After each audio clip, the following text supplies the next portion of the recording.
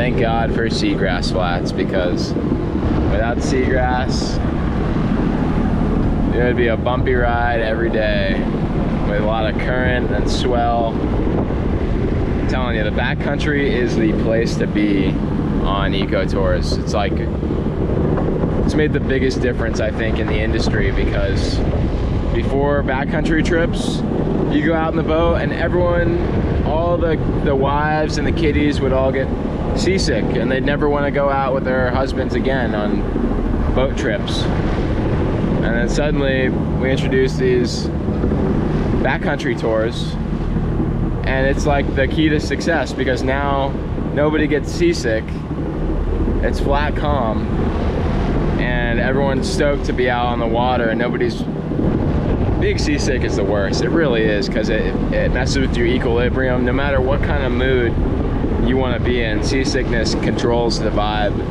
and it's never a good one when you're seasick. So getting the people into the flat water is essential for what we do.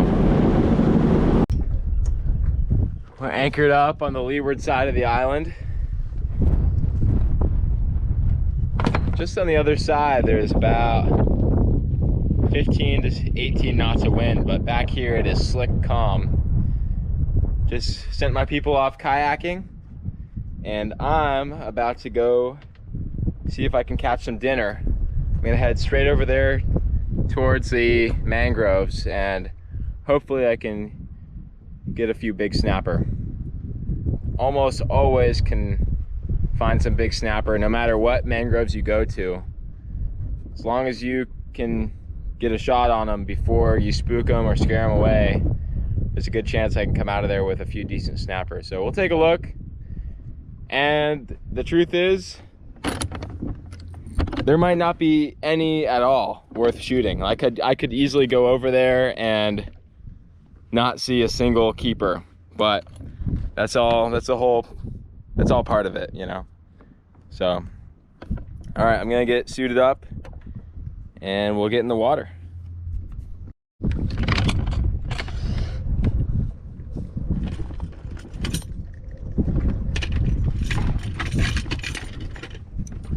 Just using a silicone weight belt here, just got my knife on it and 4 pounds of weight.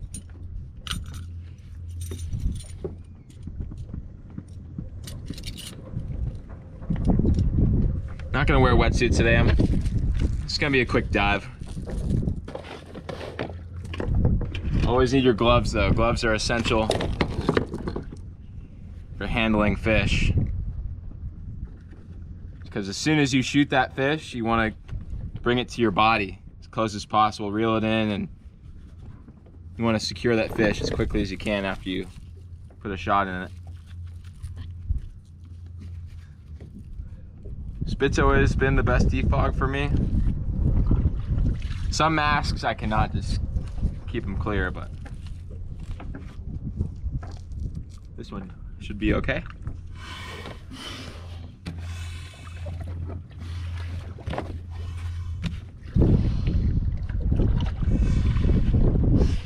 Here we go.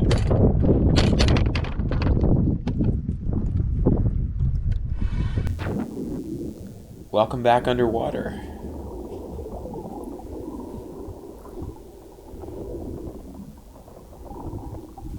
Hopped off the boat, probably have a 30-yard swim out to the island. It looked a lot closer than it was, I guess, although it really didn't seem like that far of a swim. Anchored up in the sand, that's always nice. The water definitely got clearer the closer I got to the islands, especially over the really shallow seagrass beds, like over the flats. And you can really tell how well the seagrass works as a filter, because as soon as you go over the really shallow grass flats, the water instantly clears up, it seems like. Also, I didn't have my long freediving fins today. I was just using the short little boat fins, which didn't move me quite as fast. as normal.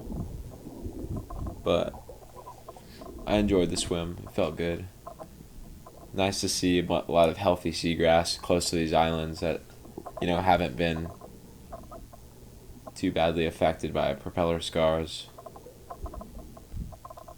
But we kayak over this area all the time, and just beautiful seagrass. Here's what I'm talking about. The really shallow turtle grass has some beautiful clear water over it.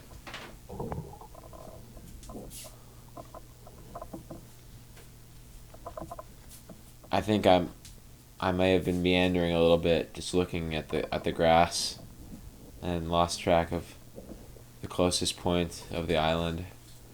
But I'm only, that shadow in front of me now is the island.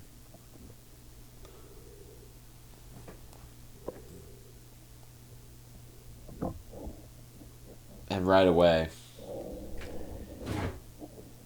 a lot of decent snapper. I was thrilled to immediately be greeted by legal snapper, and I took a shot right away. Get the party started. Action brings action, they say.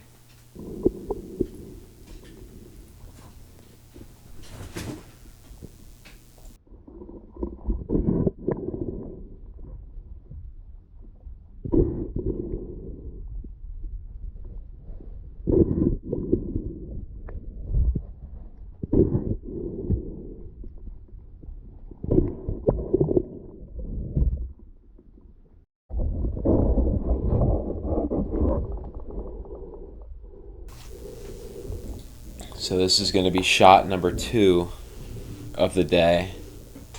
I just reloaded my gun.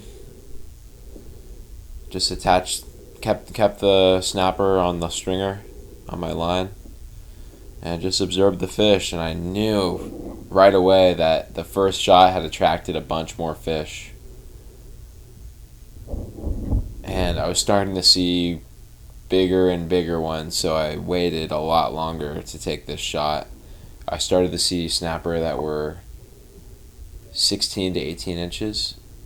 Like this darker colored one in front of me is like 16 inches, and I have no idea why that one in particular is like a good deal darker than the other snapper. And then I saw a cubera.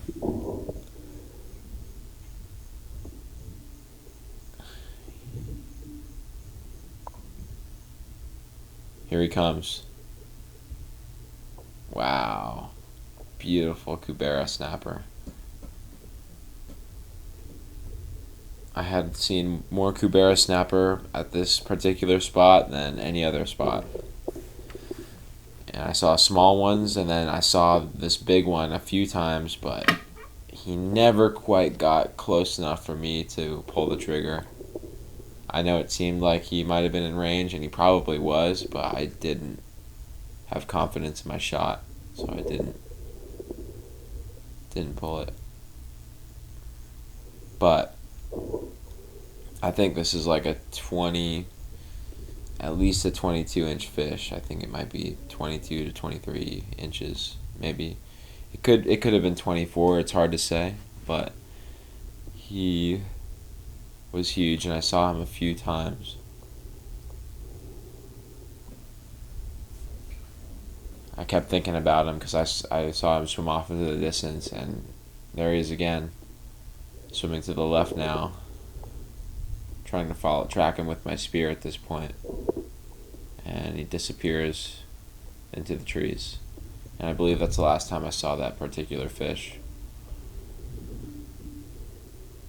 But just goes to show you don't have to go into deep water to find big snapper. You got big cubera snapper hanging out, and this was like, I don't know, barely more than 2 feet of water. And I had to be I would have chased that fish a little bit more, but I really didn't want to stir up the bottom much because the ground here was so silty and there was barely any current at all, so I knew that if I had stirred it up bad, I wouldn't be able to see anything. So I was really trying to not stir it up. So I didn't move around as much as I might normally move around. And I see another big snapper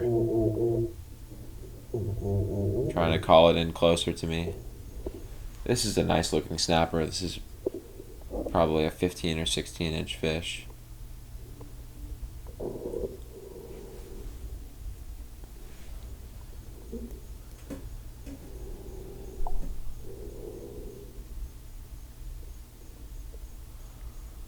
Very little current at this spot. A lot of the clear mangrove channels have a lot of current, and it can be nice because if you stir it up, the dirty water flushes out quicker, and you get clean water. Oh, that was another nice shot. I wish my GoPro didn't tilt so much when I pull the trigger. It definitely jerks, and it's hard to see the impact of the shot because the whole GoPro moves. But hopefully I'll be able to fix that when I get my GoPro screw wrench, which is supposed to tighten it down better. Always brain the fish. I don't know. If you don't brain them, then they can escape. Like, they could break off their line. Like if you shoot a snapper in the belly, it'll tear itself out of the line. So killing it or stabbing it in the brain will ensure that that snapper's not going to try and break itself free from your line. And it's, I believe, more humane to do so. But I can remember more than a few times that I've lost fish because I didn't brain them quick enough. I even today I had grabbed a hold of one and lost it because I didn't get him quick enough. 2 shots, 2 kills, both very nice snapper. Amazing how much life is back there. My God. Mangroves.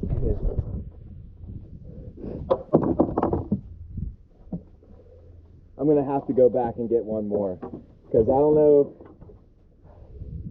I think you could definitely see it on camera, but there was a Cubera snapper that had to have been like 22 inches or something, and I want that snapper, man. I want the Cubera so bad. It's a trouble. God damn, does that say 13% battery left? These GoPros are terrible when they come to battery consumption. And I only have 1 battery for mine right now. I'm such a beginner. I should definitely have more batteries, so I'll save the video for the shot.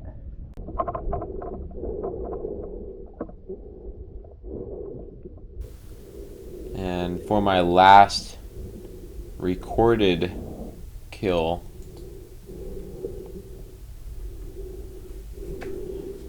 came back to the same spot, and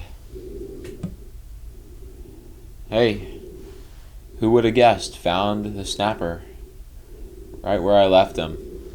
It is so nice to see the snapper in this bountiful population. It doesn't matter what island you go to, you will find these fish everywhere. Every single mangrove island in the Florida Keys has these snapper. Some of them don't have, the smaller islands only have so much space, but these larger islands have thousands of snapper, and it's beautiful to see that many fish out in our refuge. And it's also why I don't feel bad going out there and getting a few for dinner, because they're out there and they are in vast quantities.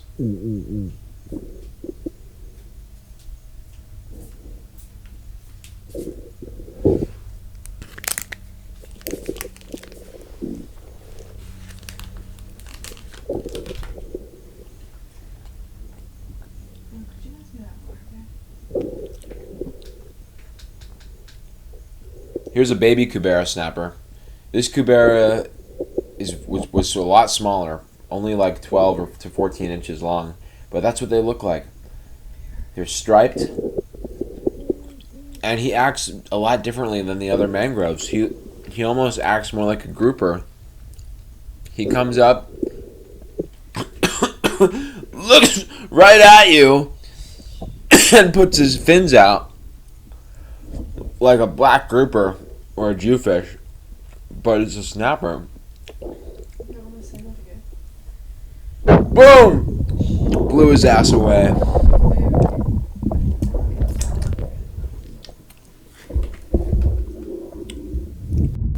So now I've got 3 snapper in the bag, and I'm looking pretty good right now.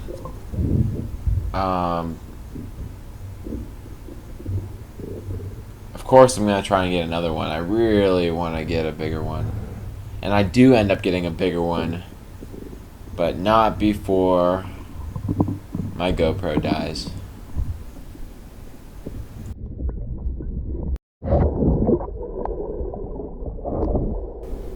This is my last clip of this dive. I was exploring a little bit more this time. I was following the tree line. Was gonna try and hunt myself down a bigger fish. I really wanted like a 17 or 18 inch snapper, which I did eventually get, but my GoPro dies, so I don't get it on video. And I stoned it too, which I rarely stone mangrove snapper, but I stoned this one, and of course, don't have the footage, but came across something pretty interesting here. This is actually like some sort of part of a shipwreck or something like that. It's a big like metal panel, or it might be a piece of plastic. I actually really didn't know what it was, but there was some snapper hiding underneath it. There were probably some big snapper hiding underneath it, but I wasn't patient enough to wait them out. It was just barely sticking up off the bottom. I swam right over it, but like a pretty big piece of something. It was like probably 10 or 15 feet across, big square panel of either metal or plastic. I didn't care to touch it. All sorts of debris wash up at these islands. They're like combs of the ocean. They just collect garbage and anything that floats by. But nevertheless, a really fantastic habitat for fish. And I'm just trying to find some big ones. Eventually I do come across some bigger fish, but not before my GoPro shuts off, which should happen any second. Sad face.